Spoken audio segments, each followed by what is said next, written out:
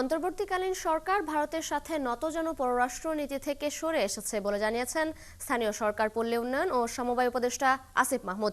বুধবার কুমিল্লা পল্লী উন্নয়ন একাডেমিতে অনুষ্ঠিত financial inclusion and rural transformation বিষয়ক আন্তর্জাতিক প্রতিনিধি দলের কর্মশালায় একথা বলেন তিনি। এ সময় তিনি আরও বলেন, জাতীয় স্বার্থ কম্প্রোমাইজ করে কোনো পররাষ্ট্র সম্পর্ককে বিশ্বাস করা যাবে না, বরং জাতীয় স্বার্থকে সামনে রেখে পরবর্তী সম্পর্কগুলো চলমান থাকবে।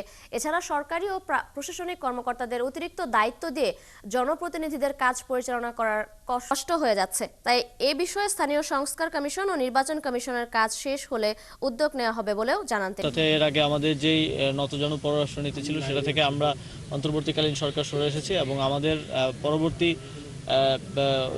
সম্পর্কটা চলমান থাকবে আমাদের ন্যাশনাল ইন্টারেস্ট অর্থাৎ জাতীয় স্বার্থকে সামনে রেখেই, জাতীয় স্বার্থকে কম্প্রোমাইজ করে কোনো রিলেশনে আমরা ইন্টারন্যাশনাল রিলেশন আমরা বিশ্বাস করি।